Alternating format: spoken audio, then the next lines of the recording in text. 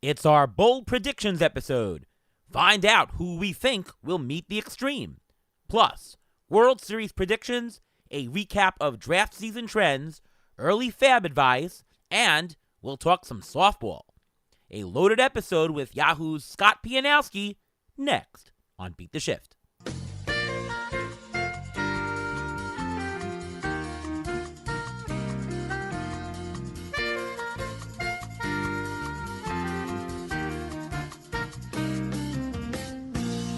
And welcome to another episode of the Beat the Shift podcast. I am your host, Ariel Cohen, and with me as always is Ruven Guy. How are you, Ruven? I'm doing great. How are you doing today? I'm doing fantastic. Well, it's opening day. Of course we're going to be doing fantastic. Baseball has started. Our Mets were unfortunately rained out, so we got to wait one more day to watch our fellows go from Citi Field. But how are you doing today? Are you enjoying the games? I'm enjoying the games, but not enjoying the injuries because I'm looking at my fantasy teams and some of them are already being impacted, which is not fun first day of the season.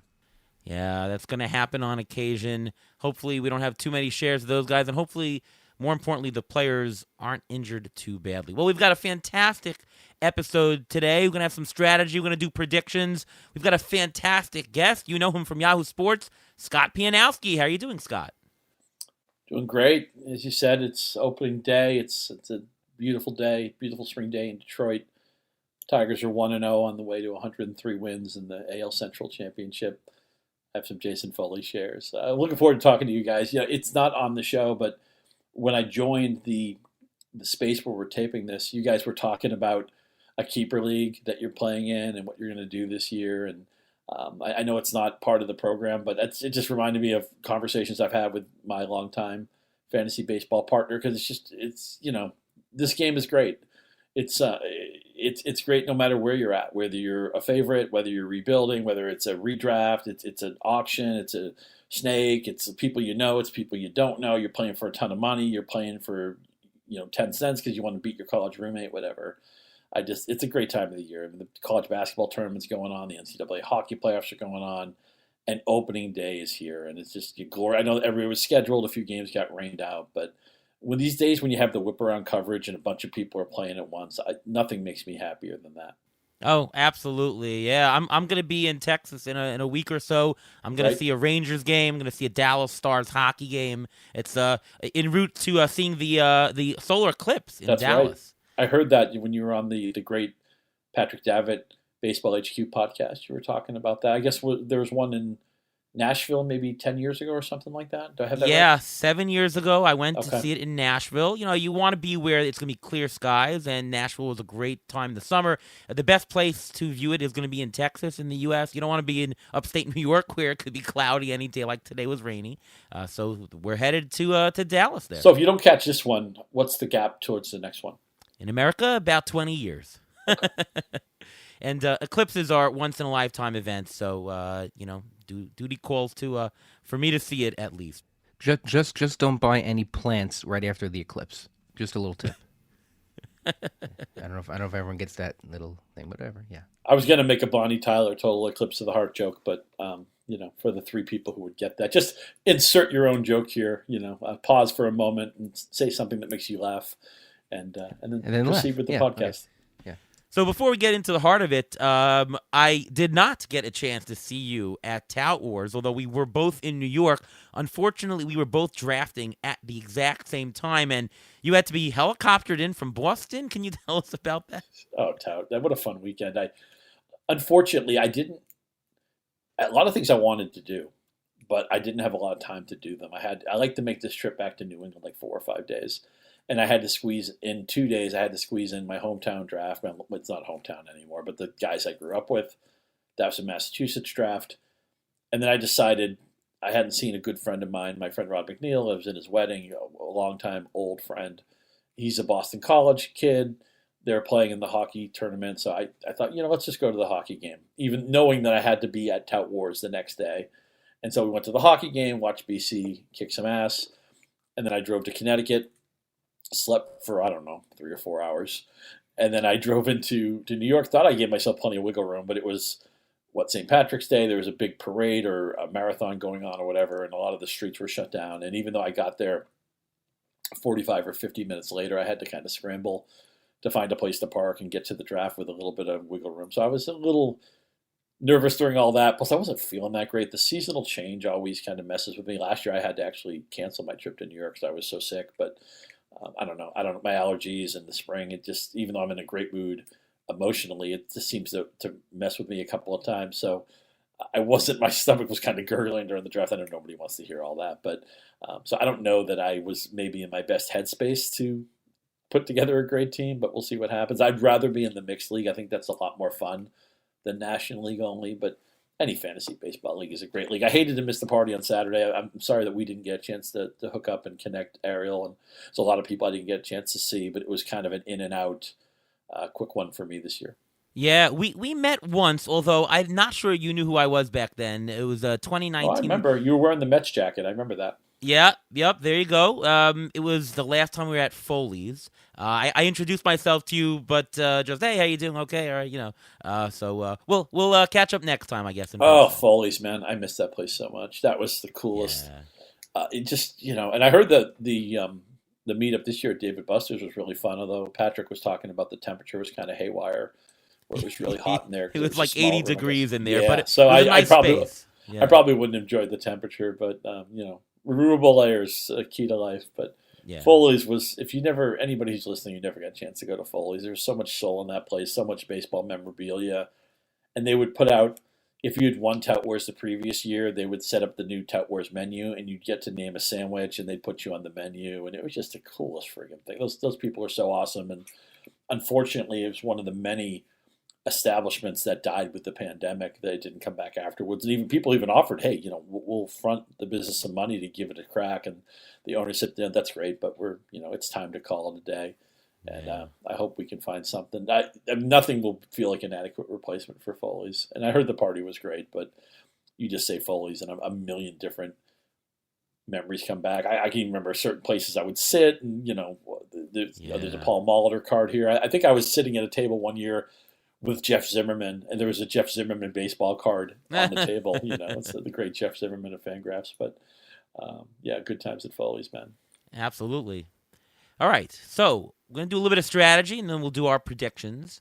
So first, talking about drafting, and, one thing came to mind when I was putting together this rundown is that the draft landscape was really different if you drafted early in, let's say, January or February, before spring training, before some players signed, and it was different at the beginning of spring training, and it was different towards the end if you were drafting just last week. What do you think are the differences, and what do you think are the advantages and disadvantages of drafting early, medium, or late? I've always been a proponent. First of all, draft whenever you want. I mean, I even have a league that's going to draft after the season starts. I maybe have two leagues that draft after the season starts. There's no wrong time to draft. So I'm always drafting. I'm drafting in January. I'm drafting in February. I'm certainly drafting a ton in March. But I've always been more sympathetic than a lot of people to early drafts because the ADPs haven't become crystallized, and I feel like it's a little bit more of a wide open, nobody knows anything yet. The groupthink hasn't really taken over yet. And that's fun to me. And if you can connect some dots, if you see maybe how a playing time situation or a closer situation is going to play out ahead of time, you can get rewarded for that. That's even more so for me maybe in fantasy football than fantasy baseball. Now, the pushback to that everybody always says is, well, wait a minute. You're going to draft early, and then your whole team's going to get hurt, and then you're going to hate your team, and you're going to feel like you wasted your money or your time or the whole experience. And now, of course, in football, it doesn't take a lot of injuries to wreck your team, but we saw this year in baseball more injuries, I think. I don't have any data on this, but it just feels like there's a lot more injuries this year, and maybe teams are getting really hypersensitive with pitching. The moment anybody's elbow does the slightest bit of a burp, they just want to back off and not take any chances. But I feel like there are a lot of injuries this year, and as you mentioned, the later signings. I mean, Snell was unsigned for so long. Montgomery just signed like 10 minutes ago. So a lot of things are changing, and I can understand that maybe there's something to be said for waiting. I'm going to draft. I'm going to do magazine drafts before the season, for the year changes. I was even working on some magazine content before a lot of players had signed yet. I was thinking, are we going to put this magazine up before we know where Ohtani's going to wind up? But thankfully, he eventually signed. But I think any time is a good time to draft. I'm starting to maybe back off the whole idea that, early is better. Maybe I want somewhere in the middle. Maybe the February draft is kind of my sweet spot, knowing that I'll still draft a lot in March. It's just a matter of, do you want to draft before the tracks are in the snow, or do you want some clarity? Do you want a little bit of market to analyze? Because there's not a market really. There's not much of a market to go on in the early draft season. There's a very established track of the snow market in the late draft season. Your take, Ruven?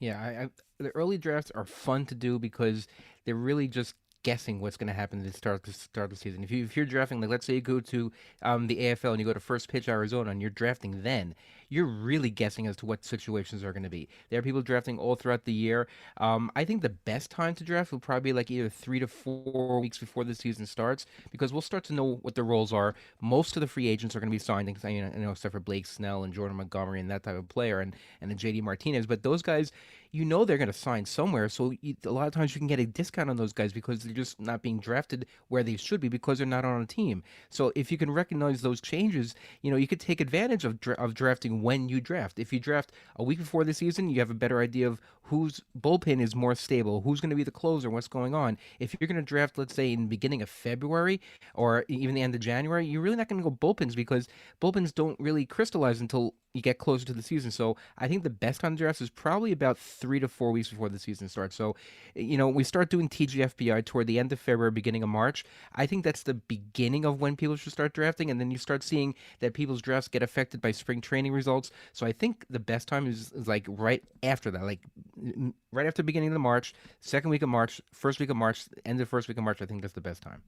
As an actuary, I'll have to say that the best time to draft is the second before the season starts. You want to limit risk of injury, right? You don't want players going down and, you happen to be hit by that injury. So from that standpoint, I'd rather draft as late as possible, especially if I'm competing in an overall with people who are drafting a little bit earlier. I'd rather draft later. It removes some of the risk. I know the experts draft a little bit early because they want to prepare the general population, the general public, for what the values might be and strategy. So that I understand. Your point is true, Ruvain, about free agents. And I don't understand why free agents get such a big price break. I mean, if a pitcher is not on a team, what are you afraid they're going to go to Colorado and sign there? Like Blake Snell is not signing with the Rockies. The uncertainty of where they're going to sign should not be so much as to damage their price, right? You can ding them maybe $1 because maybe they sign with the Reds or something like that, but you're getting a very nice, healthy discount. So if you want to draft free agents, and there's a lot of them that you want to target or so, drafting early would be better. Closer prices are depressed early on, and that's because there's more uncertainty. There's more of them. There's people want to guess on people, so the guesses are cheaper. Of course, if you hit on the right one, then you get their full value, which is higher. So if you're good at guessing closers, or even if not, closer prices it's easier to put together a team with that. If you want to push more money into other things and less money into closers, if that's your strategy, drafting early would be better for you. If you have no problem taking a large stake and saying, I'm going to spend $20 or a fourth round pick on a closer, drafting later is probably better because you get more certainty. So there are advantages and disadvantages to doing each. And I want to ask you, though, Scott, because one thing I do notice as the draft season goes on, I think projections play a very big role. I think it is very influenced. But when you start in the draft season before January and projections have not come out, the market is guessing a lot, or they're doing their own thing. As the projections come out, people are relying on them more. I like to think that people use ATC, and as the market goes down, the ADP comes a little bit closer to what projections are. Smart drafters know that projections are good, so they use them. So ADP converges more to projections. What do you see in terms of the use of projections and how it affects draft these days? They've certainly become more and more prominent because they're better and because they're easy to get to. I mean, you go to that Fangraphs hub, you go, I want to look up what I think Tariq Scooble's going to do this year. Well, I go to his Fangraph page, and there is 5 or 6 set of projections. And one reason why the ATC projections are so good is because they're incorporating input from different sources. We've learned that aggregation is a good thing. That you can smooth out so much variance, and you take out the high and the low sometimes. I know there's different versions of the ATC projections, but I believe in that concept in general, that collectively a system can be more accurate than any individual will be. Yeah. Ruvain, any thoughts on projections? Yeah, I think one thing when when you're drafting, if you start noticing that some people in the draft like the same people you do, or playing in the same pool of players that you are, you can get an idea that they may be using the same projection systems you're using, and sometimes that can play into how you're going to actually do the rest of your draft because you can figure those things out pretty quickly. You can say if one person keeps going in the same guy against me, I have an idea in an auction. I think he's using the same projection, so maybe you have to watch out for how projections are used by different people just because how much influence the projections have. Yeah, no, that's true. And the price points that you want to play at auctions certainly should be influenced. We're going to talk a little bit more about players in draft, but first, the Injury Gurus Trivia of the Week. So we're going to be talking about players and the influence of helium players in drafts, players who are on the uptick or even on the decline.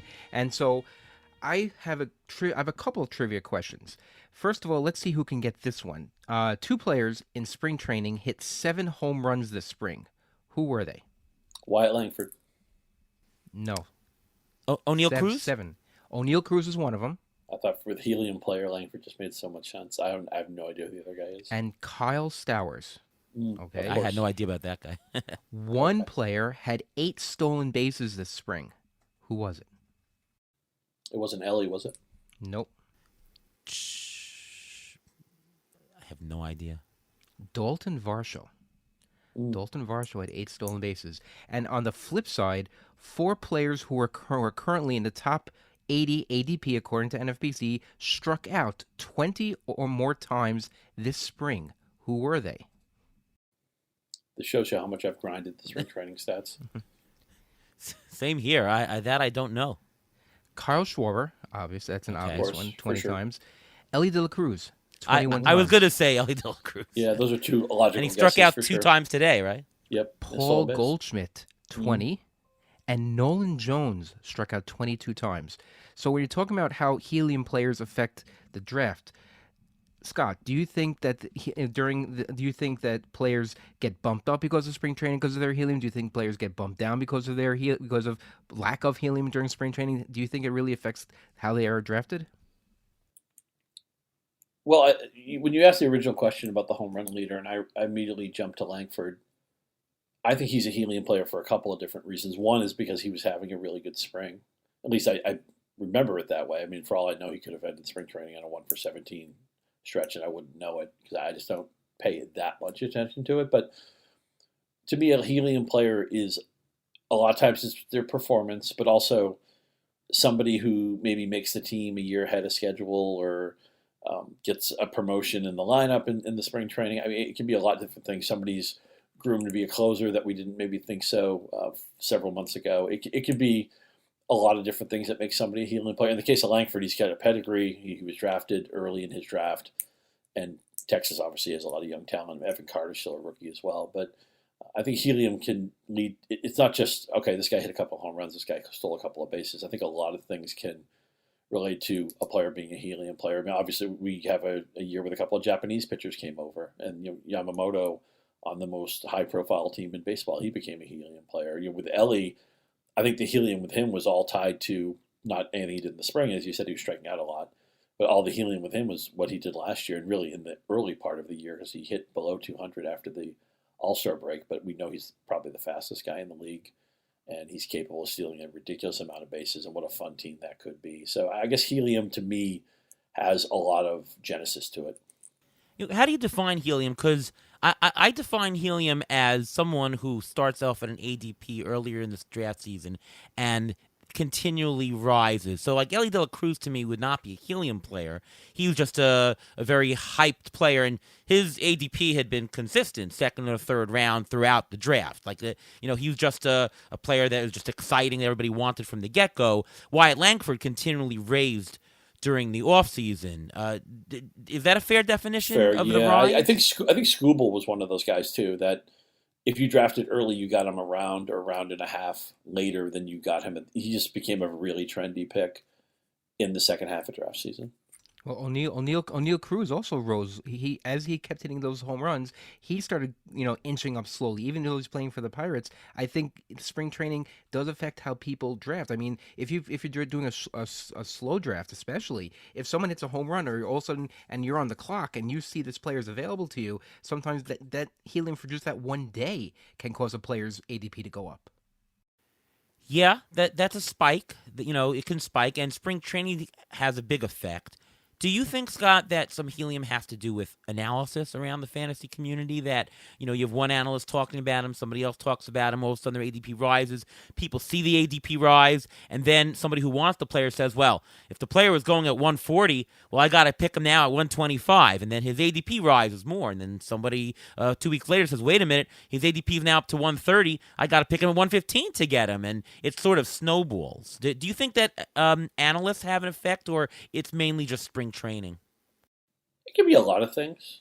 I think it can be market behavior. A lot of people look at NFBC ADP behavior, and then a lot of people look at high stakes leagues. They think, okay, well, what are they doing? They think that market is more efficient. One of the trends we saw, and we saw this in expert leagues, and I think we saw it in high money leagues too, is that closers were getting pushed up.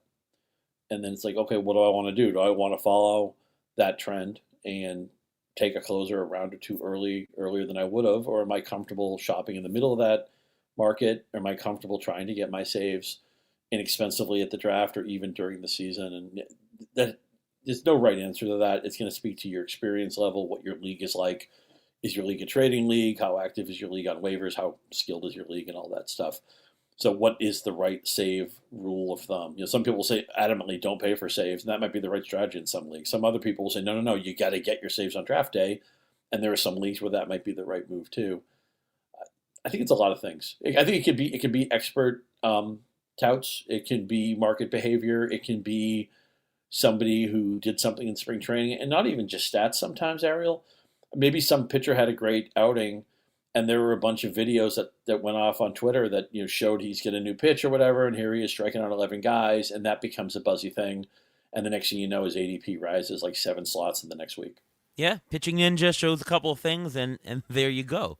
Well, closers, though, you mentioned closers. I think closers are more of a draft trend this year because what I saw early in the draft season was that my statement was, closers just look a lot more stable this year than usual. In almost every situation, I could pretty much name the first in line. I can almost name the second in line. There's plenty of them. Prices were, in fact, depressed because of the quantity.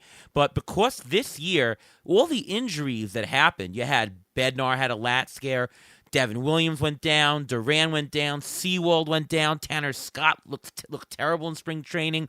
All of a sudden, when you had a bunch of very viable closers, that just pushed the closer market even more. So to me, that was more of a draft trend for this year. Fair. I want to mention one other thing too that was kind of popping in my mind when I was talking about helium and ADP trends and all that. And you were talking about how people draft, and I think there's always in our minds, everybody has to solve this for themselves. There's this push and this pull between should I just be a value hound and take what the draft gives me versus the I know better. Okay, this guy's going to be great. I'm going to get him no matter what, or no matter what may be too stringent. But I really like Logan Webb this year. He's supposed to go in this round. I'll jump it by a round, or whoever that player may be for you. And I don't think with anybody it's 100% in one direction or the other, though maybe I could be wrong. Maybe for all I know, you guys could draft 100%. I would think, Ariel, you probably side on the value side Sure. based on the wiring of you that I know. But to me, I'm always going back and forth. And there's a part in the draft, I think, and some people like to dump on ADP, which I think is misguided because all ADP is an analysis of market behavior. And that has value. Granted, you're looking at NFBC, ADP, if you're not drafting in the NFBC, you have to take that with a grain of salt. You have to try to season that to taste to what your draft room was like. You may or may not know the people you're playing against. You and I are both in leagues with people, leagues that have existed for a while where you know the opponents and you can probably predict their behavior. And we all know what it's like to draft with people we don't know very well. And so you have to season that to taste. But I think ADP gets a little bit of a bad rap. It's just market behavior, and you're trying to leverage that. And to me, I'm I've usually been a value guy, and I've become a little bit more as I've gotten older. If I just feel really good about a player, maybe I just don't care about the ADP. That happens more in the middle and late parts of the draft. There's a point where it doesn't matter if somebody like is a 17th round player by ADP. If he's the guy I like in the 15th round and I want him, I'm just going to take him. And that's really not a big deal. You're not giving up that much if you're wrong. But I think if you're going to aggressively get your guys in the early rounds, you're flushing a lot of value down the toilet. So the bottom line is there's a sliding bar here where value hunting is on one side of it. Get your guys, I know better, is on the other side of it. And I think everybody has to decide where the bar comes down in their own drafting style. And the last week of the drafting, the closer ADP, I think that whole closer list of ADP can basically go out the window because with all the injuries, all the middle tier closers are being drafted higher up, and no one valued them at those levels. So the ADP actually can go out the window. The closer market stayed the same, except the less reliable guys were getting pushed up to where people weren't comfortable taking them, but they had to take them because there was no other choice. So when it comes to the closers in the market, I think it's different than the other position players. Other position players, let's say the starting pitchers may come down a little bit because people are more aggressive with the closers. So you may have been able to get a better deal on a starting pitcher with the last week. But closers was a special case because there's so many top closers who got hurt that it's just you couldn't. The ADP had to go out the window, and that's how the draft changed, like literally in the last week. I mean, I have a few things to say about ADP. Well, first of all, ADP is a tool. It's a tool where to see your values are against market and the best places to shop. I mean, I used it to see, well, there's a bunch of places in the 11th round where there's a bunch of first basemen that I value more than the ADP. That is a spot where I probably will get a first baseman if I want, so plan for a first baseman there. It's a tool more than anything else. It's not a recipe for what to take. The other thing is ADP, as you say, Ruvain, it's not absolute in terms of the positions. I think, though, it's more of a use of relative by position. The ADP will tell you Edwin Diaz is 1, and then Hader is 2, and Clase is 3 for closers. In any one given draft or auction, they might all be depressed by $1, inflated by $1, and so on and so forth. Take catchers. I've noticed that over the years, catcher pricing has nothing to do with absolute. There are some leagues that value catcher more. There are some individual drafts that value catchers less. As long as you find the right place relative to where they go within each other, that's the best place to take them. You can have catcher runs in the 10th round, or in one league you can have catcher runs in the 14th round where everybody is not taking a catcher, right? It's relative. The other two things I'll say about ADP is that ADP is not formed by the best people in the league. It's formed by the person who takes a player in the league. And out of the people who take the players, most of them aren't winning. So if Elly De La Cruz has a second-round ADP, Elly De La Cruz could be the biggest bust this year, and whoever's taking him might be part of that bust and may finish last, right? It doesn't reflect the better people in the room. It reflects the consensus of maybe even the worst players at times, right? So it shouldn't be taken as gospel as what to do because it's influenced by everyone, not the smart people, right? Whereas projections, take ATC and aggregation, that's influenced by everyone and the better parts of the projections there. I had a good laugh. I want to mention this with Ellie. I had a good laugh in the spring season over again at Baseball HQ with Patrick Davitt. They do the Boons and Baines segment, and it felt like everybody who was on that program said something negative about Elly De La Cruz. And look, De La Cruz certainly has an upside. I mean, he's capable of stealing any number of bases you want. He's got a lot of power.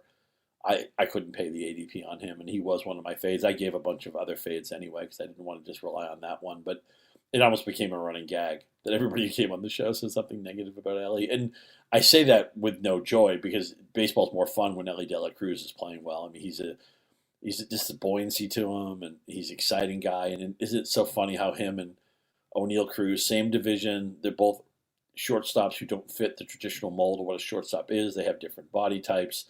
And when you see them on the right day, man, I mean, they look like they could be the future of baseball. You see them on the wrong day, and you realize how raw they actually are and how they're still in the early parts of their career. But it's just, I had a laugh every time I felt like I tuned into that show with Patrick Davitt, which was great. That it was the Elly De La Cruz Bane show. Yeah, I mean, he just terribly mispriced, in my opinion. I could be wrong. You never know. And as you point out, you make a great point. ADP is about the one guy who takes him. It's not about the 11 people who do. Exactly. The last thing I'll say about ADP, though, is since I do this study every year where I compare projections and see how projections would do in theory if they took players, I also do that with the ADP. ADP is getting better. It's getting more accurate as a reflection of doing the right price of players. It's actually outpacing getting better than projections. Projections are getting better too, by the way, but ADP is getting better at a faster rate. Yeah, the market is getting more shrewd as it goes on. So that's one thing I can tell you because I've studied this. All right, let's go on. Actually, before we do some predictions, just so that people get a sense of what we're doing as we're nearing the end of the draft season, let's go around the room and list what are our most rostered players. I'm in, 8 or 9 leagues, let's say. I don't know how many you guys are in, but who are the players you seem to be getting more often? Let's start with you, Scott. There's a pocket in pitching where I ended up just getting a lot of the same guys. I have a lot of Logan Webb. I have a lot of George Kirby. I have a lot of Luis Castillo, where I can start my team off with a foundation of offense, but still be somewhat proactive towards pitching. I have a lot of Seiya Suzuki. I thought Lane Thomas could regress a lot from last year and still meet what I thought was a very reasonable ADP. I have a lot of him.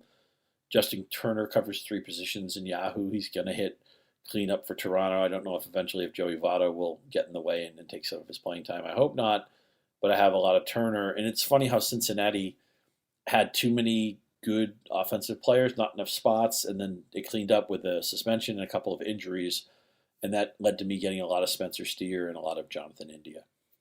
Yeah, those are amazingly how we said, the Reds are stupid for not trading away an infielder, and now they're smart for not trading away an infielder. For sure. Let me just mention two other guys I want to mention really quick.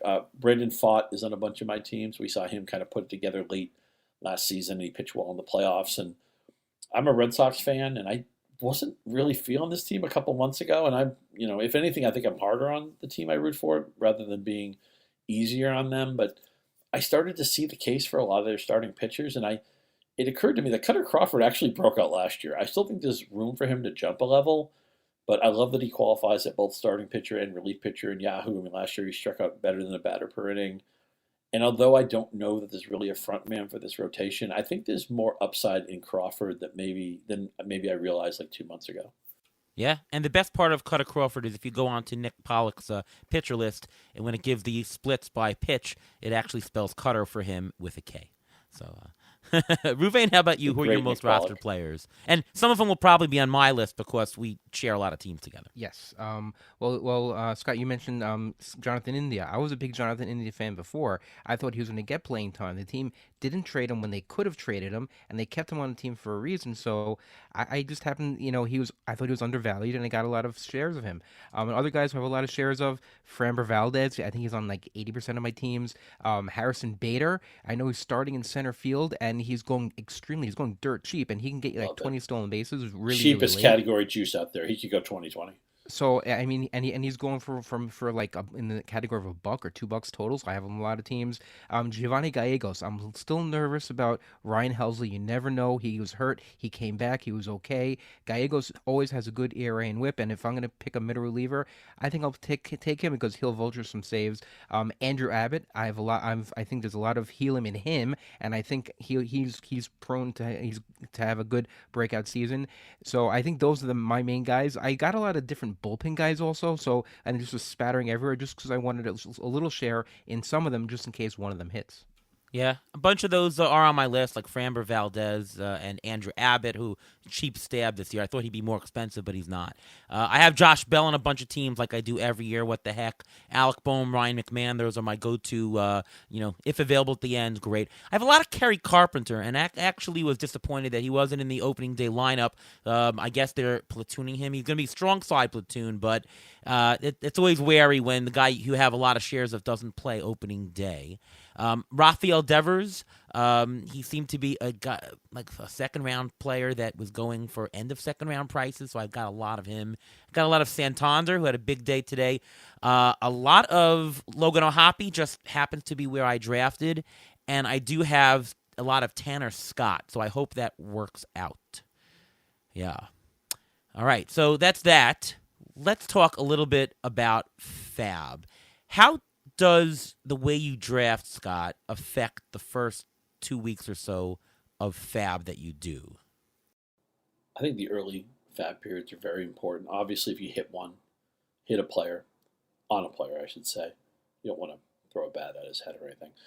You hit on a player early, you can get the maximum return, and there's going to be surprising things that develop. I do not know what I actually have a fair amount of Jason Foley. I could have mentioned him as one of my most rostered players, although I didn't get him.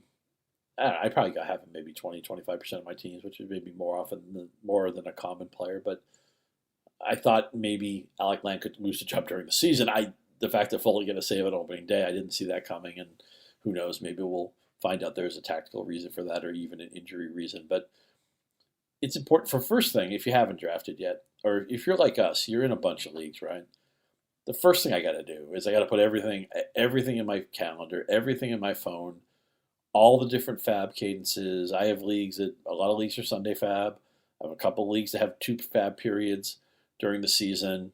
It's so easy to forget, and there's sometimes this year with the Padres and Dodgers opened the season in an unusual time. The cadence of the season was different. There was fab and in some case IL rules tied to that. You need to be, and I know it's not, the devil's in the details. It's not the most fun thing to talk maybe about fab strategizing as far as the actual scheduling of it, but that's something, all of our lives are crazy and dynamic. You just need to have that stuff lined out so you don't miss these periods. In fact, in one league, it happens every year. There's one league, something sneaks up on me and I miss a fab period, and then I see like 9 guys go who I wanted, and it kills me.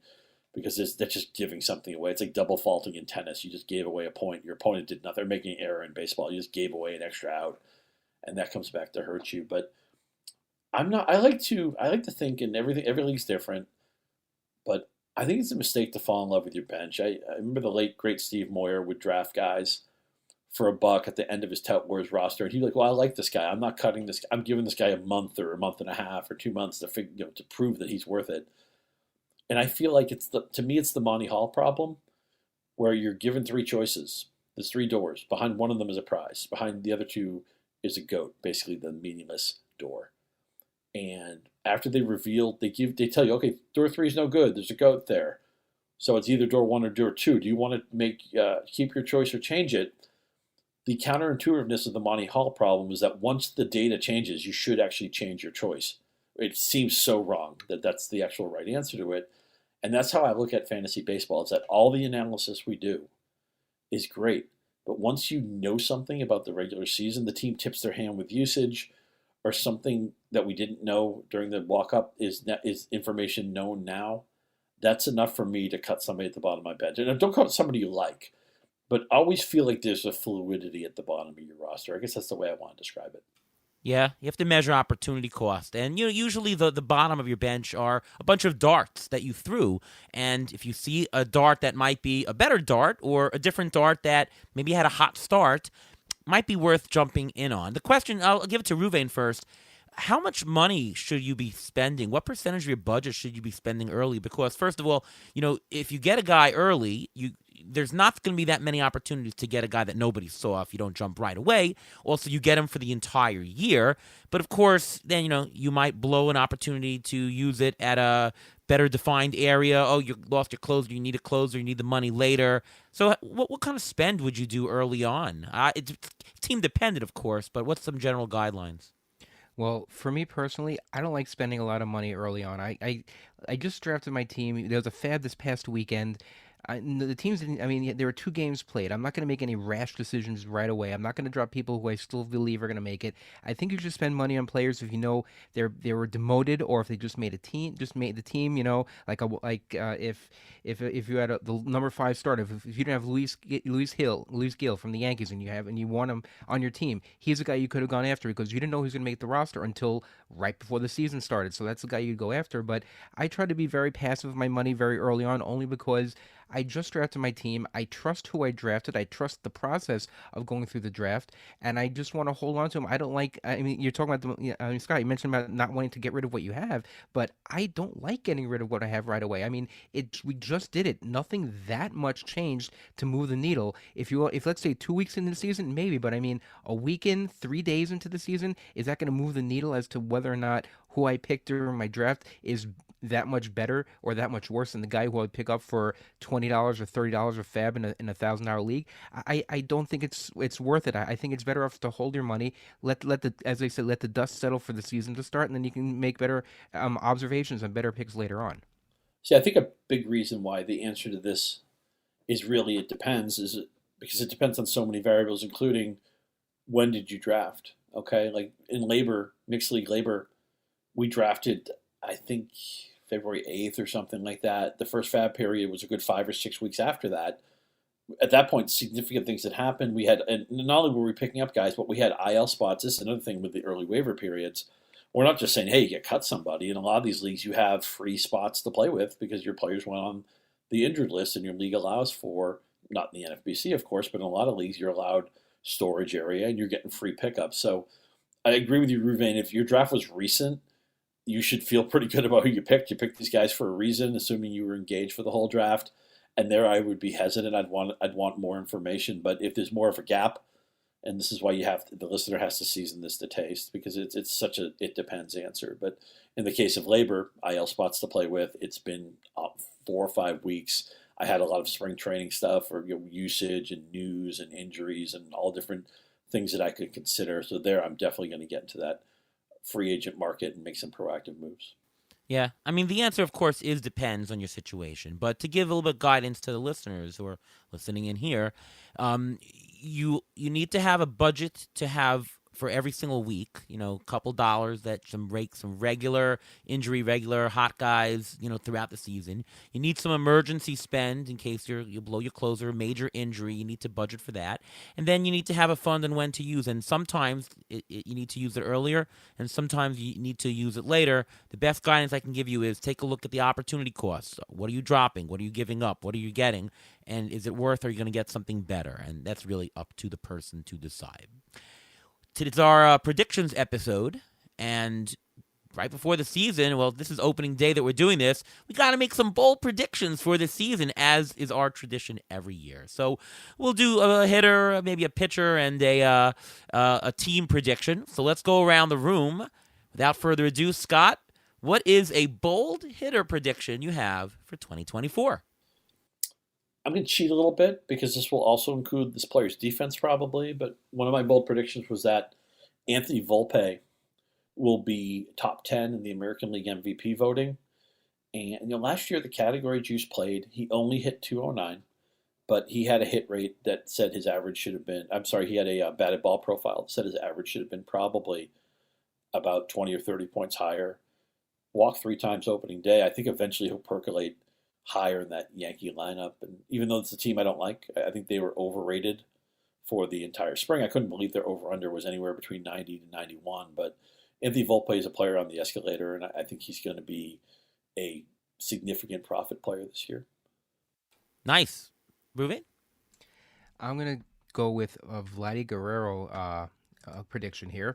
I think he's going to revert back to 2021. I think he's going to hit over 45 home runs and hit close to 290. He's looked better, a little bit better in spring. He homered already today, and it was a bomb that he hit. His dead center field over 450 feet. It was great. So I think that he will hit over 45 home runs, and I think he'll hit around 290, which is above what our projections say. So that's my bold prediction. It's funny, I actually do have a bold prediction, which has Vladimir Guerrero will finish as the top corner infielder. So I guess I'm aligned with that. I'll give you 2 bold predictions here. One is Nico Horner will steal at least 50 bases, make it bold, and will finish as a top 6 middle infielder. The thing about Nico Horner is he's a guy that is continually undervalued. I'm thinking back to like Nelson Cruz, where no matter what projection he has, no matter what everyone values him at, he always beats that. And I think Horner is that guy. And it stems from the time that he was in the minors, where he had a bad season in the minors because he was hurt. So, that's one slab of data there. Then there was COVID, so there was no preseason, so you can't even put him there. And so he had no data or bad data, so the initial projections had him as meh. And then the next year, it still grabbed a lot of that data from the past, and it was meh, like he's Stephen Kwan. But he was much, much better than that. I mean, the dude has hit over 280 in each season the last couple of years. He stole 43 bases last year. I think he's one of these guys that he's such a high floor that he has a career strikeout rate of about 12%. He had 50 stolen bases attempts last year. I think that can go up. He was a $25 player last year. I think that can go up. I just think he's continuously undervalued. The other projection I'll make is Jonathan India. We mentioned before. He finishes as the most valuable Reds infielder. He's going to beat Ellie De La Cruz. He's going to beat Spencer Steer. He's going to beat any of the corners and Canasian. Remember, he was a $20 to $25 player 2 years ago, and he was just 3 years ago. He was injured the last 2 years. He's got those skills, and in Roto, he steals. 2020 type player. I think he's got the potential to being the best guy if he stays healthy. He's got to avoid the plantar fasciitis, and he's got to stay in the field. But if he's there, I think he's the guy. And any other predictions? I want to mention you talked about Horner. Yeah. I love players who are good at things. Bill James said a million years ago, it was a piece about Dwight Evans, who he thought was an MVP deserving player. And as a Red Sox fan, I agree. Dwight Evans was good at a lot of things. And he said players that are good at a lot of things are often underrated. Players who are specialists are often overrated. And what is Nico Horner good at, right? Last year he gave you A+ average for fantasy. And it's for career, 279 average, which is really good in today's game. Last year he scored 98 runs. What runs scored are generally not as sexy to people as RBIs, even though they're both the production of a run. But I love players who are either boring veterans or good at broad things or good at maybe some of the unsexy categories. I feel like you're forever getting a value on those guys. And I'm in on the Cubs anyway. I think they're clearly the best team in that division. My friend Joe Sheehan has the Cubs going to the World Series. I'm not going to go that far, but I think the Cubs are going to be a heck of a team this year. And Horner, I love players who he's also a very good defender, which marks his territory on the field. He could have stayed at shortstop, but I don't blame them for getting Dansby Swanson, who's also a plus defender. Another reason to get Cubs pitchers. They have a really good infield. But I love players who are good at different things, broad skills, and maybe checking the boxes in those categories that aren't so sexy. Many paths to value. And I mentioned on our show last week that whether you buy him at a little bit of an overpay as compared to projections, it's worth it for him because when you draft, you want to be more flexible as you go down, right? What is cheap later? Homers and power. Kyle Schwarber is undervalued. Jake Berger is undervalued. All the guys who do the homer and powers, they're undervalued. So what do you need to get early to facilitate possible bargains later is you need a guy who's good at batting average, runs, and stolen bases. Well, who in the 4th, 5th round is going to do that? Nico Horner. You pick him. You're balanced categorically for the rest of the draft. You can get value where you take it. You don't got to reach for categories. It makes it so much easier to draft. And even if you think that he's around too early, worth it because it's about team construct, not just about the actual value of players when you're picking in early rounds. There's the tip in there that really screamed out to me and spoke to me, and I want people to consider this with the next fantasy draft they do, whatever sport you're doing it in. Ask yourself before you draft, what can I get probably in the middle of my draft? What can I get probably at the end of my draft? What can I get probably in free agency? And that should influence your early decisions. You want to allow for what you think the market will allow you to do later in the draft. That's going to influence how you approach the early part of your draft. You have to consider those things before you even start the exercise. Exactly. That's exactly the way to do that. Let's do pitchers. Let's start with Ruvain this time. Ruvain, what is one pitcher prediction you have for 2024? Okay, I have a general prediction, and I have a single player bold prediction, and that's with Luis Severino. I think he will be the NL Comeback Player of the Year. He is healthy. He wasn't healthy at all last year. He was still pitching injured. He was still coming around from Tommy John. He wasn't 100%. He was in a different team, same market, but different team, so he knows how to pitch in New York. We know that. So I think he's going to have a bounce-back year, and I think he'll win NL Comeback Player of the Year. And my bold prediction for pitchers in general, because of all the injuries and because how short pitchers pitch nowadays, less than 5 innings, sometimes 6 innings, I don't think there will be a 20-game winner this year. I think because of all those reasons, I don't think that a pitcher will be lucky enough to get to that 20-win plateau. Yeah, I think that is likely, or at least It's not so far bold. I don't know if that's the expected, but it's not. It's very easy to conceive that. All right, Scott. Yeah, I agree. I'm not picking on Ruvain. I think he just said something that's sharp about wins.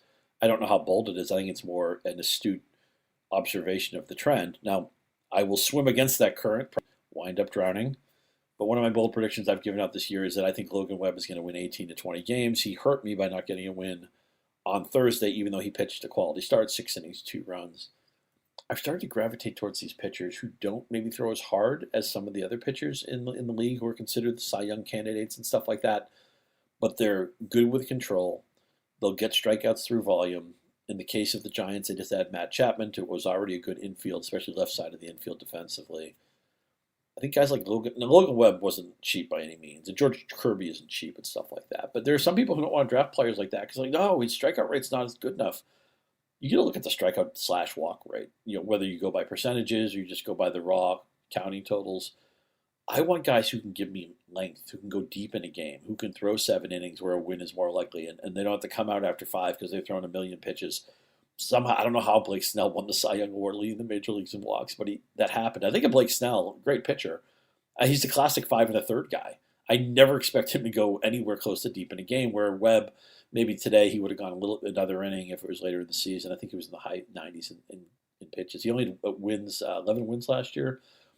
I think he could easily be somebody who leads the major league in wins. Now, maybe that might be 15 or 16, as we all see the win vanishing because teams don't even. It used to be that nobody with a lead would ever get taken out in the first 5 innings. They'd feel like it's a slap in the face of the pitcher. Teams don't care about it anymore.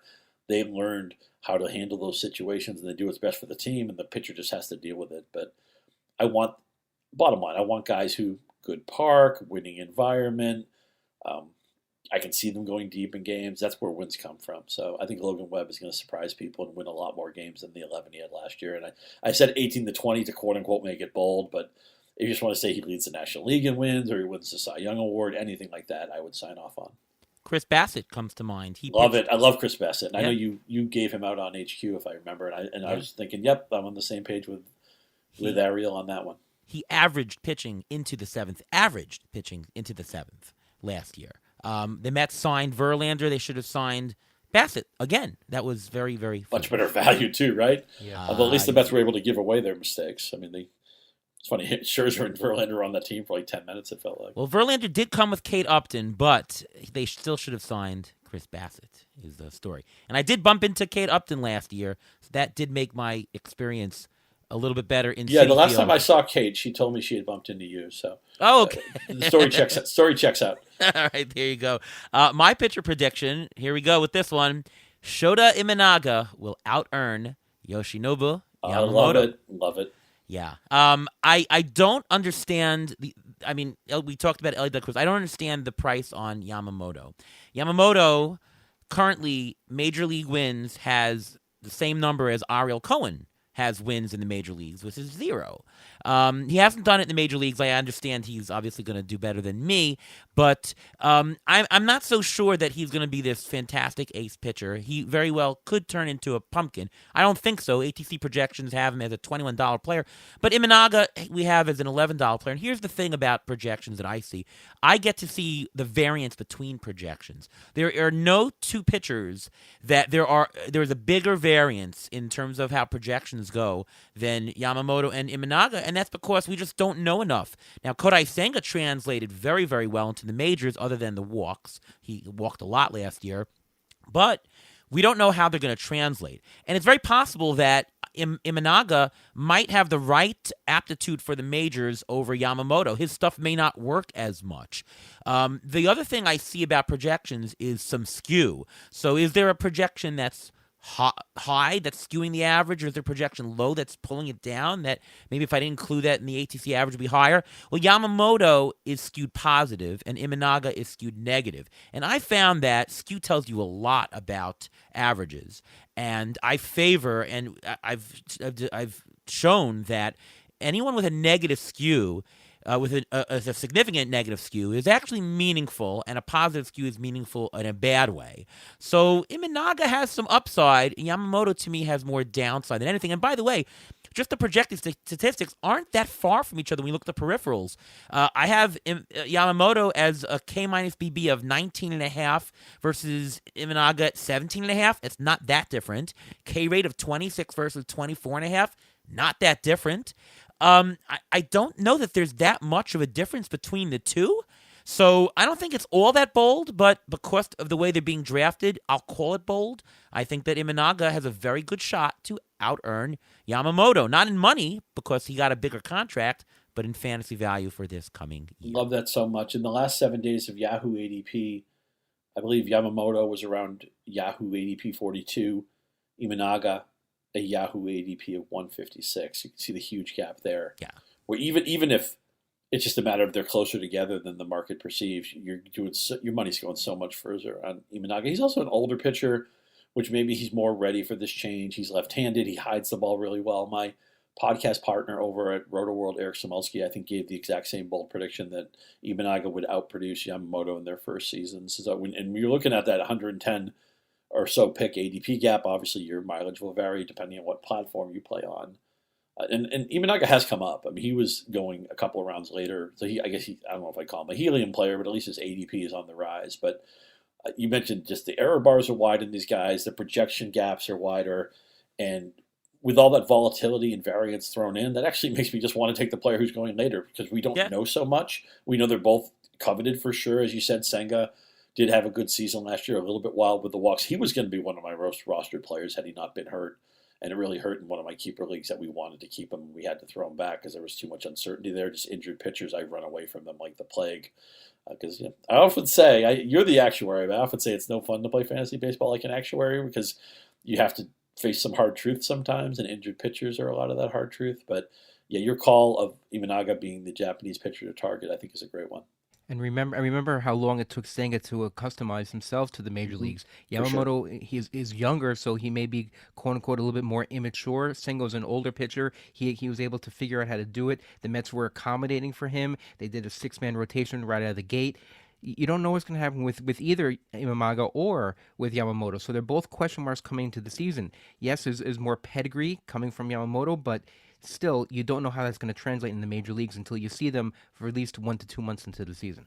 Yeah, and the point that I make a lot on this show is that there's 2 ways to get a good return on investment. You either have to have a very good return or a low investment.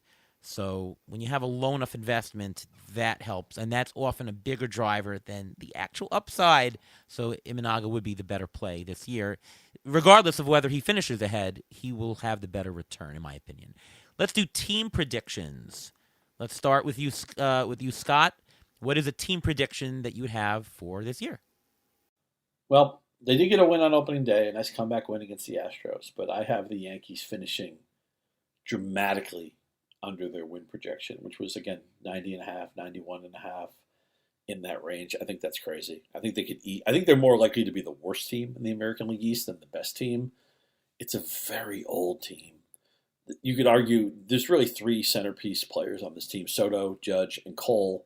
We don't know for sure if Garrett Cole will throw a pitch this year. Judge is already dinged up. I don't like his body type in center field. I don't really think they want to play him in center field. I think they're doing it because they have to. This lineup right now, back 9 for Stanton, back 9 for Rizzo, back 9 for LeMahieu, he's hurt. They have a couple guys at the bottom line who really can't hit. Even though I am really in on Anthony Volpe this year. I talked about him earlier as one of my bold predictions, and I think eventually he'll percolate near the top of the lineup. He's not the 209 hitter he was last year, but this rotation, you trust. Cortez kind of shaky today. I don't trust Carlos Rodon as far as I can throw him. Marcus Stroman's okay.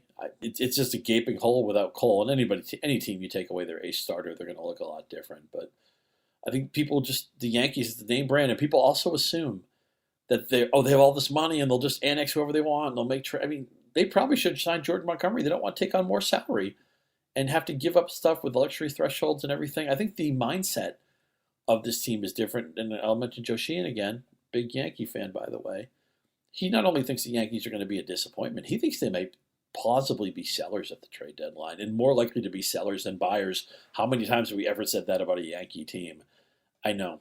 One game, they look good today, nice comeback, but I think this has like 83-79 or 80-82 written all over it. They're not going to scare their win total. I think there's a lot of wrong answers on this team this year. Yeah. Well, if that's true, then they have to re-sign Soto. Otherwise, that acquisition looks really bad. For sure. All right, Ruvain, what about your team prediction?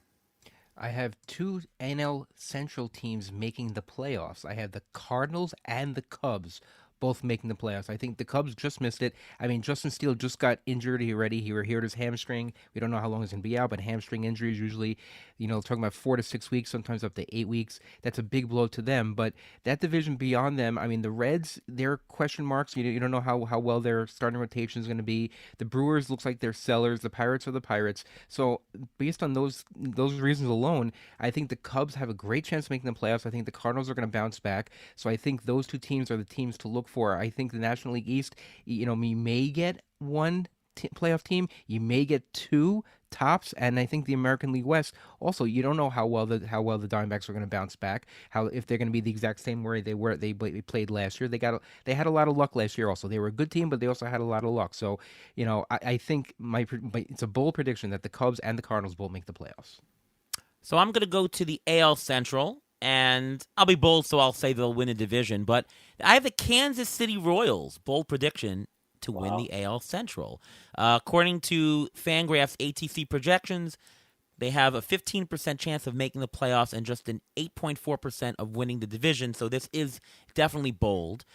And I think it's a combination of they have some upside on their team and they have some contention, and there's a lot of uncertainty around the rest of the division. I mean, the Twins, they're only projected to win a division with 85 expected wins, so that's not much. And the Twins have a lot of health issues. They just all over the place. Their closer is down. Byron Buxton is on the team. That's a health issue. Kirilloff, you name it, there's health issues. So I don't know. Can they stay healthy? Tigers, will they be able to hold leads? Is their bullpen any good? Is their rotation depth any good? I don't know. Is their young offense legit? It's hard to tell. The Guardians, they have trouble scoring runs. That lineup, frankly, actually stinks. Are their starters going to stay healthy? You got to rely on Shane Bieber. And what happens if they don't do well? They're going to sell off stuff really quickly. And the White Sox, they just flat out stink. So there's a lot of room. And look at Kansas City. They've got a superstar in Bobby Witt. They've got NJ Melendez on the rise. They've got a superstar catcher. Vinny P has got great plate skills. They've got a lot of skills with Isbell. They've got Renfroe, who's a major league bat power guy. Look at their pitching. They've got Cole Reagans. He could be a star. They've got a lot of veterans who know what to do, especially in that park. You got Michael Wacha, Seth Lugo, and, of course, the main reason is, look who they got in the offseason, Will Smith, who has won the World Series in the last 3 years in a row. So that's my prediction. Kansas City Royals will win the division. I lined up with a lot of what you said. Minnesota, all the injury cases on that team, guys already hurt. Look, Byron Buxton's like Giancarlo Stanton right now. We'd all love to see a full season. It's just you would never pick it. Kirilloff, as you mentioned, has been hurt a lot. Correa's had trouble staying healthy. He had a good opener today, but I think he's been overrated significantly for a few years now. I love picking against Minnesota. My pick would be Detroit. I love Skubal.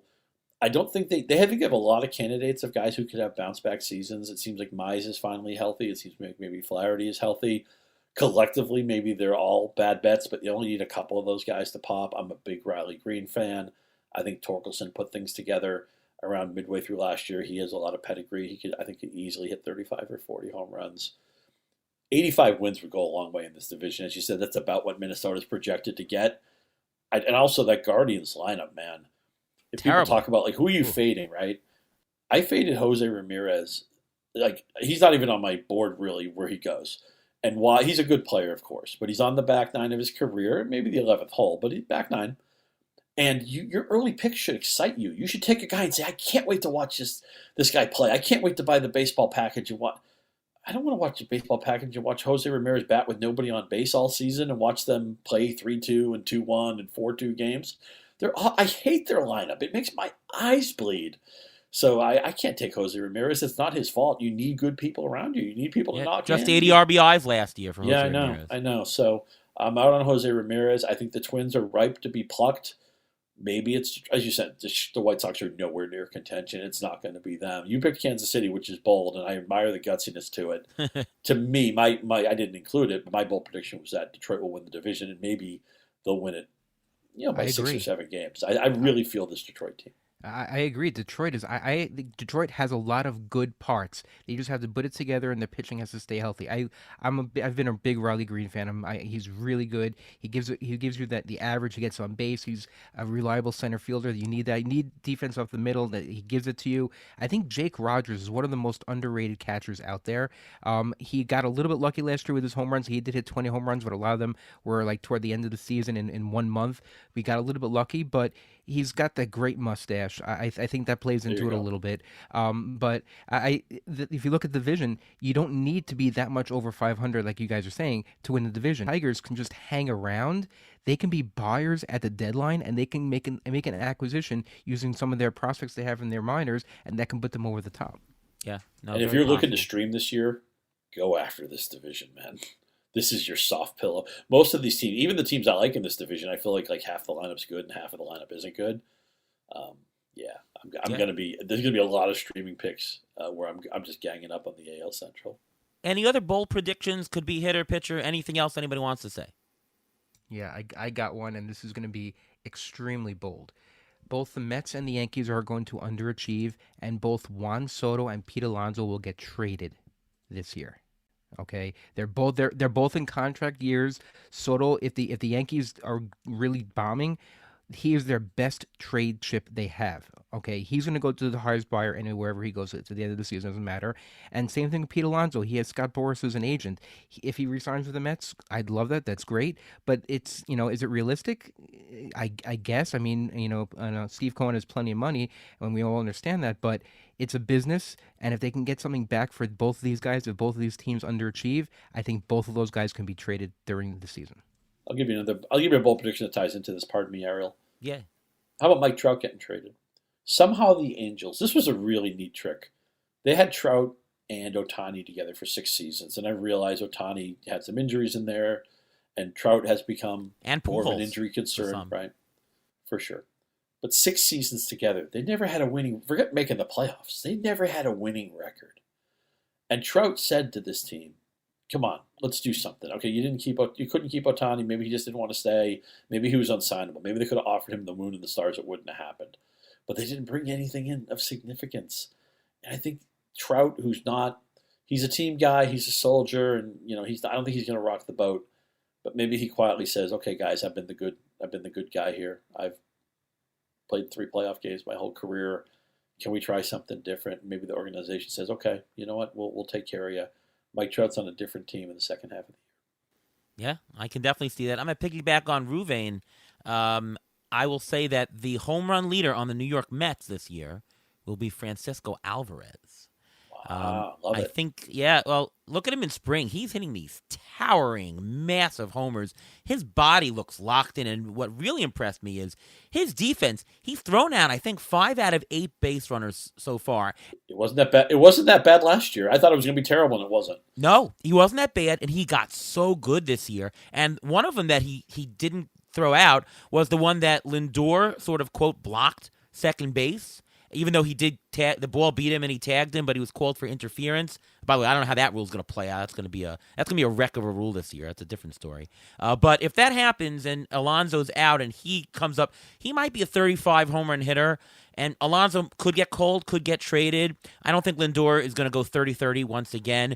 He looks primed, and he's the main catcher. He is ready to go. He's going to have a breakout season. So Francisco Alvarez leads the Mets in home runs. The only thing I don't like about the prediction, I love it. We're talking about an ascending talent. As you said last year, the power showed, the defense.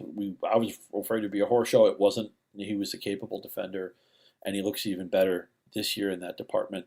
I only wish the DH spot were open for him to pick up some playing time. Yeah, there I when thought he's not about catching. that. Yeah, but now that they've added JD Martinez, that's obviously out the window. Maybe it was out the window anyway. But so I just feel like there's a cap, there's a ceiling cap on Alvarez's playing time because teams are smart about their catchers. They used to not be. I mean, Johnny Bench would have seasons with the Reds where he'd catch like 156 games because Sparky Anderson just didn't care or all those seasons where Pudge Rodriguez would catch all those games in the Texas heat. I don't know how he got through that, because I went to a game in Texas, and I know you're going there soon for the eclipse and everything, and to catch a hockey game as well. But I mean, that used to be you go to a park, you go to a game out there, even at night, it was just so incredibly humid. But Alvarez, a player on the rise. I don't think I have any shares of him this year. It's killing me.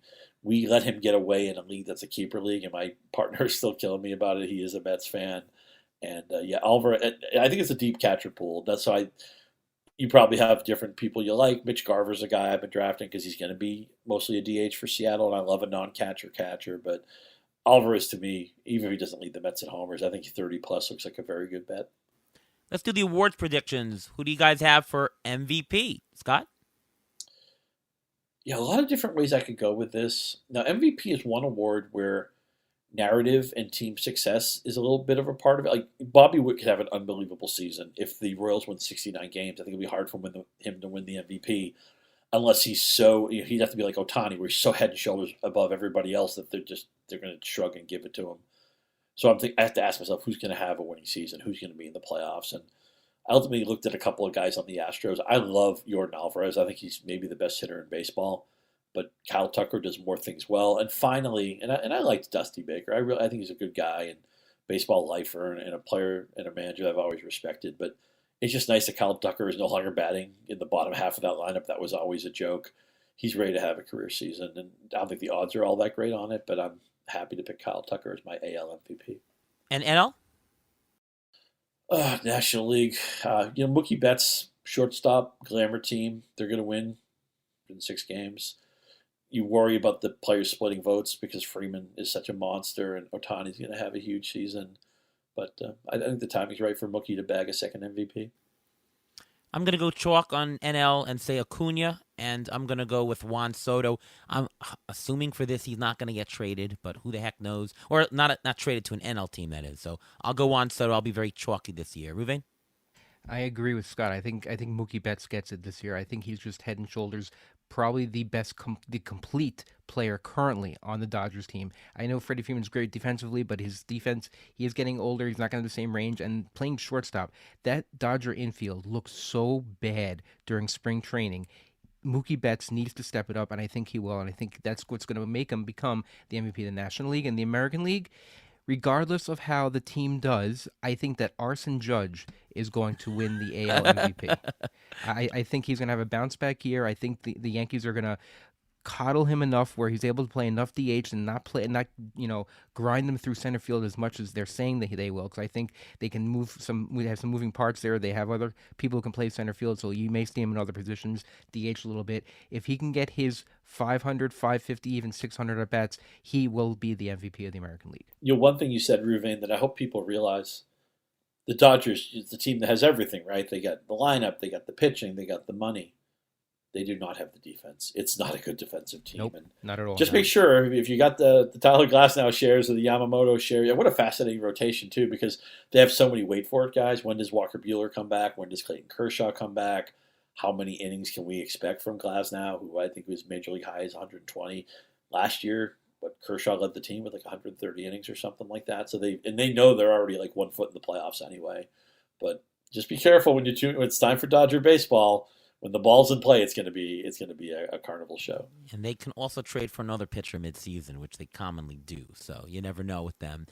Cy Young, I'm going to start out. I got Spencer Strider. I don't see any other way in the NL. American League, I like Kevin Gausman. I think that he always performs well. He was one of the top 2 or 3 in the Cy Young voting last year, and I think he makes the hump. I think that if you bought him when he had the injury scare, you got a nice little discount this year because I think he's going to be just fine. Scott? I mean, if my mortgage depended on it, I'd have to pick Strider, but I'm so in on Logan Webb. He's going to be my National League Cy Young pick, and I could pick a bunch of different pitchers in the American League West. I did talk about Skubal briefly with the Tigers. The AL Central is going to be pillow landings, and Corbin Burns is going to love that team around him and that left field. He was pitching in a homer park. He's not there anymore, but there's so many pitchers I love in the AL West, especially those Seattle guys. So I could go Kirby or Castillo would make sense for me. I'm going to lean Castillo, but I wouldn't be surprised if Kirby made a pitch too. All right, move it. I got Corbin Burns in the American League. I mean, this is before what we saw he did on opening day already. I think he's in the perfect spot, the perfect place, the perfect team. That team's gonna win close to 95, 100 games, even possibly more than that. And he's gonna be the centerpiece. He's gonna be their ace. He's the missing piece they needed to get over the hump and get into the World Series. And for the National League, I think Zach Wheeler will finally break through and do it. I mean, he's been close a couple of times. He's been second. He's been third. He's been, a couple. He got this. He's a Philly for life. He's comfortable there. I think all the injuries for him are in the past. I think this is the year that he finally becomes the NL Cy Young Award winner. Right back to you, Ruvain. Rookie of the Years. Wyatt Langford. How can I say no? There are no other real rookies in the American League that stand out. And I also think in the National League, I think Jackson Chourio, just because he's going to get the playing time. He's going to get the most playing time. He's going to have some growing pains when he first starts out. But I think that because he's going to be playing every day and because he's playing in not a great position, he gets to face the Pirates a whole bunch of times. The pitching, I mean, the Cardinals pitching is suspect, even though I think they're going to make the playoffs. The Cardinals pitching is suspect. I think the Cardinals are going to have to outscore teams to win, which they probably will. So I think Jackson Chourio is probably going to be the NL Rookie of the Year. Scott. I would love to pick Jackson Holiday, but the fact that we don't know when he's coming up, and when he does come up, it'll probably be one of these. We don't want to put pressure on you. Here, you're batting eighth, even though he's not the eighth best hitter on that offense. So I have to pick one of the Rangers. I do think I'm seeing a lot of people, who are they picking? It's like Langford. Carter was so good at the end of last year and in the playoffs, and I know he was buried in the lineup today against the lefty, but I think Langford and Carter is kind of like a dead heat. I'll pick Langford. I'd have no problem picking Carter. And I'm sure if Holiday came up in April, I'd be like, "Oh, I want my pick back. I want to pick him." But it's a fun year for rookies, and there's some teams in Baltimore and Texas specifically. It's just crazy how much young talent they have. Should these Japanese pitchers be eligible? I mean, we know they are, and they can win it. And I love getting more talent in America, and I'm all for Yamamoto and Imanaga playing here. Should they be eligible for an award like this? I'm not sure they should be, but I think one of the Japanese pitchers will wind up being the Rookie of the Year. I think it's probably, again, maybe closer between Imanaga and Yamamoto than people realize, kind of like a Carter Langford situation. I also can't blame anybody who picks Jackson Chourio. To go on record, yeah, let's pick Langford. I know it's the chalk, but let's pick Langford, and I'll pick Imanaga in the National League. Yeah, so I have the same thought as you in the AL. It's either Langford or Evan Carter. Langford's going to be better for fantasy, I think, because of the steals and roto. Evan Carter may be better defensively, so maybe he is in an MVP type Rookie of the Year, maybe a little bit more. I'll go with Langford, but it's really between the two. And I'm going to say that whatever happens, shouldn't there be a Jackson somebody that wins the Rookie of the Year? You got Jackson Chourio, Jackson Holiday. I'll actually throw another Jackson. How about Jackson Merrill for Rookie of the Year in the NL? He's already been there. The thing is that there haven't been a lot of very young, like under 20 center fielders to start on opening day. The ones that come to mind are, we're talking Ken Griffey Jr., Andrew Jones, and there's Jackson Merrill. So I think there's some bright future for him. I'll go with Jackson Merrill over the pitchers in the NL Rookie of the Year.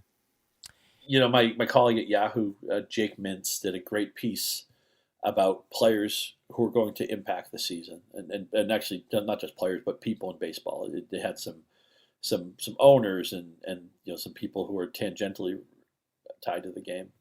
And he had a point about all these young players named Jackson, and I'm trying to call it up. Okay, so before the Soul Series, only 5. This is Jake Mintz' article from Yahoo. Only 5 players in Major League Baseball history had sported the first name Jackson, and now the number is going to go to 8 because of Jackson Merrill, because of Jackson Chourio, because of Jackson Holiday. So obviously, the hot baby name 20 years ago was Jackson. Yeah. All baseball players on a path. So Yep. It's funny, and I have to tell you, I get confused sometimes when I'm talking. Which Jackson am I talking about here? I had that problem a few years ago. The Angels had a team where everybody had a Beverly Hills 90210 name, and I had trouble differentiating the difference between like 3 guys because they all had like the same prep school name.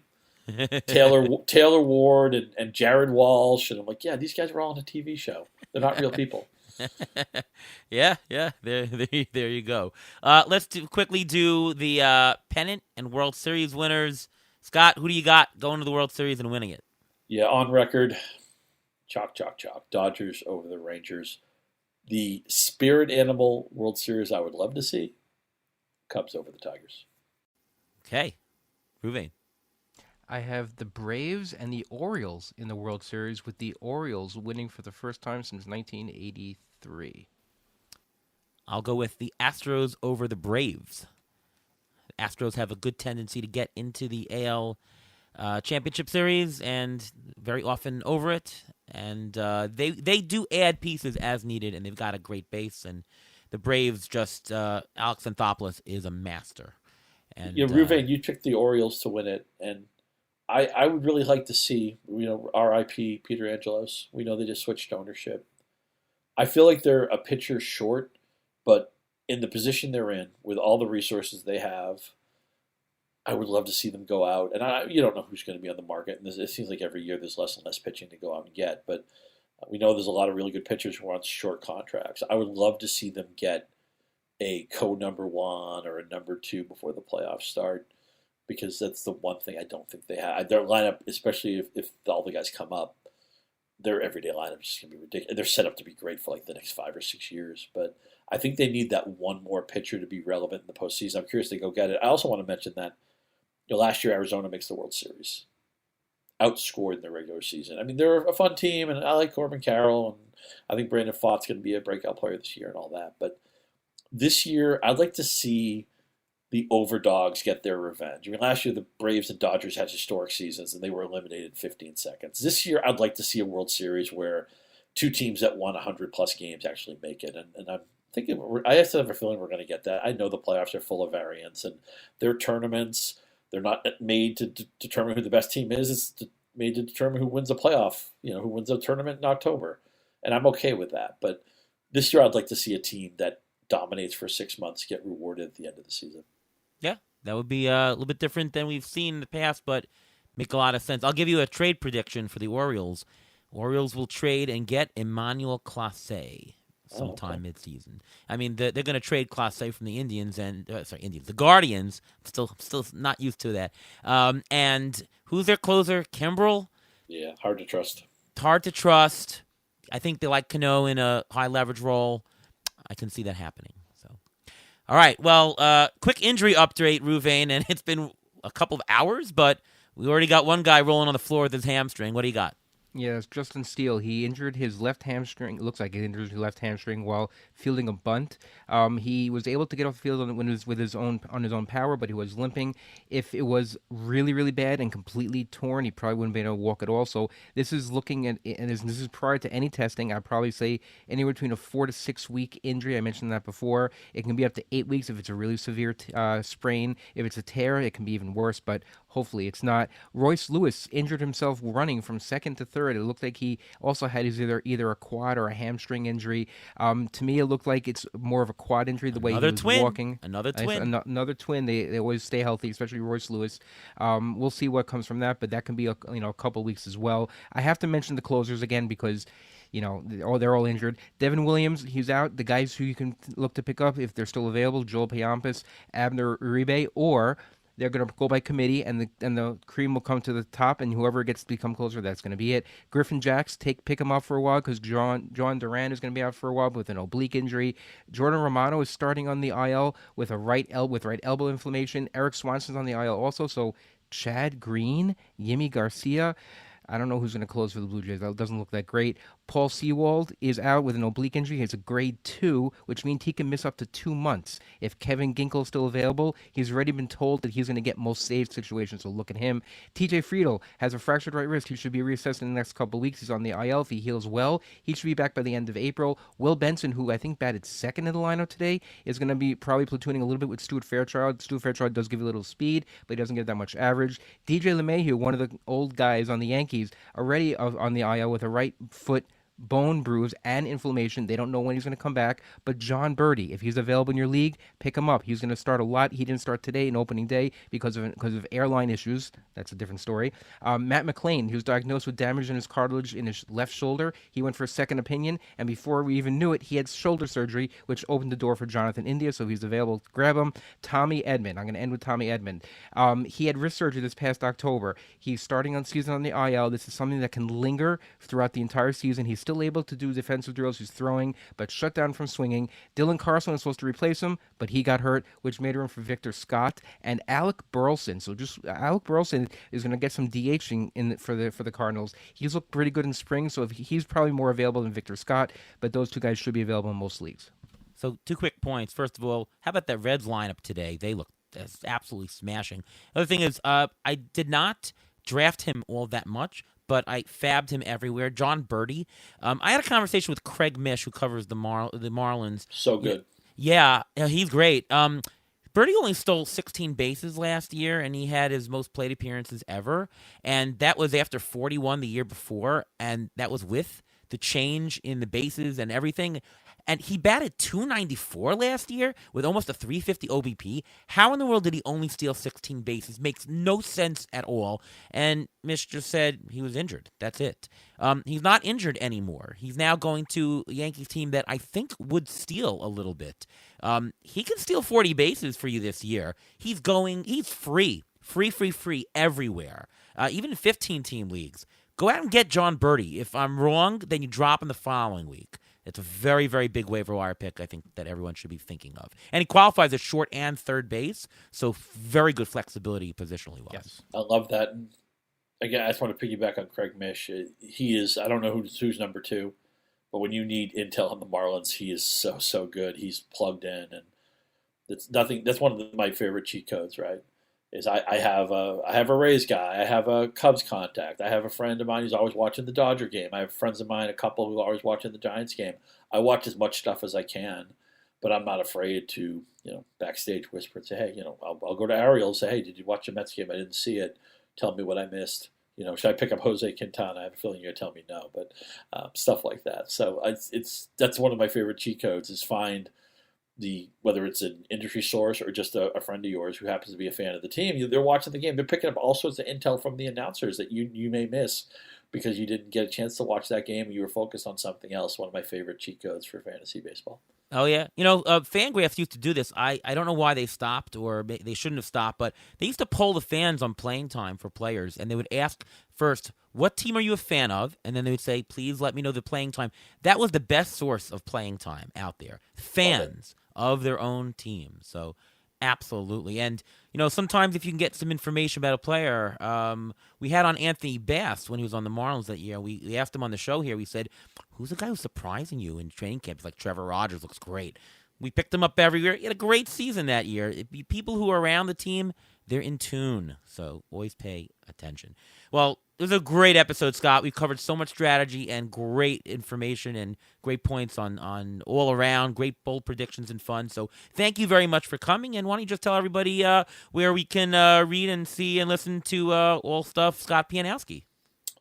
Sure. Thanks for having me. It was a blast. Scott_Pianowski on X or Twitter, whatever you want to call it, is a good way to engage with me. All my work is on Yahoo Sports.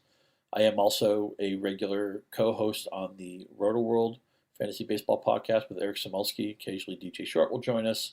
So on Sirius Radio, occasionally with the RotoWire guys. It's probably a weekly gig now. Look for me on Wednesday or Thursday there. But Yahoo Sports is where you can catch me. Twitter, Scott_Pianowski is where you can catch me. And we can talk whatever you want. Baseball, football, music, movies, dog photos, pizza, doesn't matter. Ariel, we didn't talk about this in our breakout pitchers, but I know you're a softball pitcher. I know you even rack up strikeouts sometimes. Should we pick up, and you mentioned, you don't have any major league wins yet, but it's a matter of time. How are you looking as the 2024 pickup?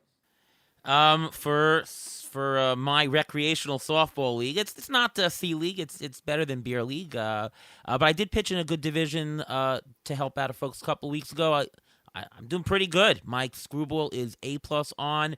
Velocity will come as the season goes on. I'm primed for a good year. My goal is to win the championship once again in a couple leagues, and I'd bet the over on it. It blows my mind that you strike out players throw. You're not throwing like the windmill. I mean, you're not throwing in the heat, but you still get a fair amount of strikeouts, right? So I never used to strike out people. I used to completely pitch to contact, and I would have a very good changeup, but I would throw it screwball action, and I just taught myself, you know what? I could just throw it harder. Throw a hard screwball, and instead of just breaking down, I'm tilting my body side to side, and it just breaks in towards the batter. So I get a lot of deception, and now, before, if I strike out one or two, I would say, wow, that's great. If I don't strike out 3-4 a game, I'm disappointed now. So, yeah, it's crazy, but I've learned new tricks. Even That's though fantastic. I'm aging, still great. How many pitches do you throw in a game, would you say? If I had to guess, 150? Wow, Nine, so you're nine inning games. Are you tired? Are they warming people up in the bullpen? Do they count your pitches, or you're going the whole way no matter what? He is No. their bullpen. Yeah, You're the Nolan Ryan. You're just not, send everybody home. I'm pitching the whole game. So amazingly, I actually prefer pitching more, and when we have double headers, I like going even 10, 13, 14 innings. I find that I pitch better as the game goes on because when I first start, I'm not used to the mound that day. I'm a little bit short, a bit high. But once we get to the second, third, fourth inning, I just command the pitch as well, and I keep going. So Fascinating. Don't need to come out after the ninth. I do a trick though if I have a doubleheader. I usually have somebody else start it, pitch 3 innings, and then I come in and I pitch the rest of the game in the next doubleheader. And that's about my Opener. limit. I love it. Yeah. Well, there's some pitchers who would say, I remember the late, great Tim Wakefield would say, a lot of knuckleballers would say this, that they didn't want to be too strong when they pitched because it would screw up something to do with their mechanics or something, and they actually pitched better when they were a little bit fatigued. I've heard a lot of pitchers say that too. Yeah, well, I don't throw all that fast, so it's more deceptive than fast. That's why I don't run out of gas. I just hit spots better as the game goes on. So, Now, are you one of the pitchers who can hit, or are you bat ninth because you're a liability? when I used to play when I was young, actually, Ruven was on the team. Remember that? Back in Queens. I was a leadoff hitter. I was one of these guys with like a 400 or 500 batting average, just get singles. I've definitely tailed off in that. I just try to drive it to left and try to beat out somebody now. So I bat myself maybe 7th, 8th, 9th these days. So that's declined. Listen, we've got a bunch of 19, 20, 22-year-olds on the team. I'm 41. So, they've surpassed me. But pitching-wise, I've never been better. I didn't realize you were the manager too. I'm often the coach. I gather the guys. I Okay. actually run a bunch of the leagues that I play in as well. So Baseball needs a player manager. I remember Don Kessinger a million years ago, and then of course Pete Rose, while he was chasing Ty Cobb. He probably shouldn't have been playing, but he was trying to get to the hit record, and the Reds really Wasn't Joe Torre? Joe Torre was a player manager also for a while, I think. Was he? I don't remember With that. the It's Braves, possibly I true. think. Frank Robinson With the Braves. was, I think, with the back when they were the Indians in the '70s, was a player manager too. Dave Cowens in the NBA, Celtics, when they kind of bottomed out right before. They it's got more Larry common Bird. in a recreational league than in a major league. No, I'm just trying to yeah. put you. I'm just trying to compare you to the greats. You got Pete Rose, you got Dave Cowens, you got Frank Robinson, you got Ariel Cohen. Yeah. Well, I definitely aspire to that. Thank you very There much. you go. Ruvain, what about you? What's going on? You can follow me on Twitter, X, whatever you want to call it, at MLB Injury Guru, where I'm tweeting out injury updates as they come. And my first article for Rotoballer will be coming out this weekend, discussing the injuries I discussed today, as well as other injuries, all the injuries that are important for your fantasy team. And by the way, you used to play ball. I remember you were on the Patrick Davitt show, Scott, and talking about that you were the shortstop, and even though there was an actual legit, really good guy, you were the shortstop that year, and sort of transition. I remember that story. Great story. 11 years old. Yeah, the great Jimmy Moulton, who went on to play college baseball, was forced to watch the lesser player play shortstop because I was the incumbent. I was like, Alex Rodriguez goes to the Yankees. He should have been the shortstop, but we'll let Derek Jeter. Not that I'm anywhere near as good as those guys relatively, but we all have our level of competition. I played softball, not as long as you did, and not probably as competitively as you did, but I played a lot of softball in my 20s and 30s, and my friends and I look back, and we're all over the country now, just how much fun those days were, and we're all good at different things, and it's nothing beats the joy of the camaraderie of being on a team. Yeah, well, for me, fantasy baseball is number 2 to playing real baseball. I want to keep that as long as I can. And by the way, if anybody comes to first pitch, we had a fantastic wiffle ball game. Did you really? We man. did. I played so much wiffle ball as a kid that I think James Andrews probably needed to fix my shoulder, but I think I might have told this story in the Davitt show. Maybe I did. But one day I played wiffle ball all day, and I threw like an insane amount of pitches. And then I had a league baseball game that night, and I would occasionally pitch. I was a very accurate pitcher, but I had no stuff. I could throw strikes, but I couldn't really get it to move. That I would kind of cut my fastball a little bit, but I didn't really have a curve or any. I had basically, if Saris graded my stuff, he'd be like, whatever the lowest grade is, give him that. He throws strikes though. I think Sarah's batted against Nick Pollock, if I believe it's possible. Is that Nick true? Was Yeah. So was there. I pitched the first half. It wasn't a game. It was more just everyone come on and play. I pitched the first half. Nick Pollock pitched the second, and Saris got an at bat there as well. That's outstanding. So anyway, this stupid baseball story that I'm sure nobody cares about. I play wiffle ball all day. I have a town league game that night. I think I'm just playing the infield, and I'm pitching that night. And my arm, I go to warm up, and it's like an alligator is biting my arm. I am in pain, and I'm afraid. And my manager was kind of an old, crotchety guy, and I was afraid to tell him I couldn't pitch because I loved pitching, even though I wasn't that great at it.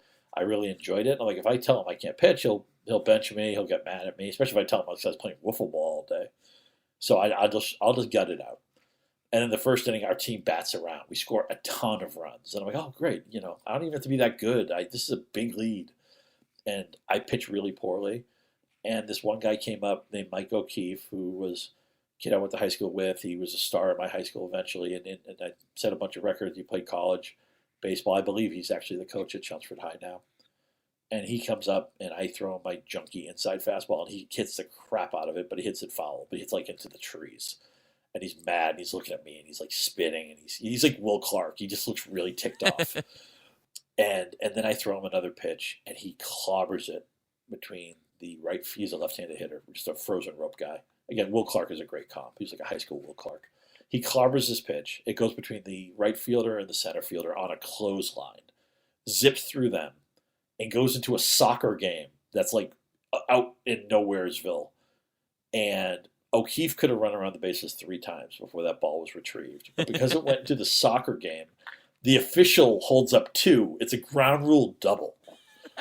And O'Keefe is looking at me. I don't know if I remember this accurately. I remember the ground rule double was true. But I just remember O'Keefe looking at me and like being pissed off. And that should have been a home run. And anyway, if I remember the game correctly, I eventually got knocked out. And then the game ended like where it was really dark. The game probably should have been over, but they're trying to get the last inning in. And this is so all of our stories are not glorious. I'm playing the infield at the end of the game, and I think the game was tied, and they hit a soft liner to me, and I lost it in the dark. It hit me. It hit off my glove. It squirted into the outfield. So I was literally the go to the game. Ugh. And when you're a kid and you're the go to the game, there's nothing worse. I think the next day was the worst day of my life. Oh, I'm sorry to hear that. That's all right. Yeah. I had plenty of happy stories I could tell you, but I thought I'd tell you a sad one. Funny how the word goat changed. Now goat means the greatest. Right, goat means the greatest of all time. Jerry Rice and Tom Brady and whoever. How things have changed. All right, well, I'm Ariel Cohen, ATCNY on Twitter, X. Find my work over at Fangraphs, over at Rotoballer, projections on the site, over at RotoWire as well. And of course, you can listen to me right here on the Beat the Shift podcast each and every week. Well, this is a fantastic episode. So thank you so much, Scott Pianowski, for coming on the show. Thanks for listening to our softball stories, and hope you got a lot of great information and fun out of this one. Thanks, and we'll see you next time.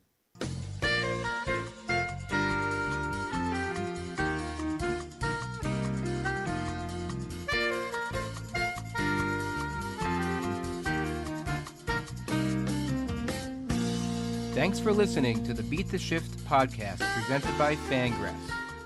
Follow us on Twitter at beat_shift_pod.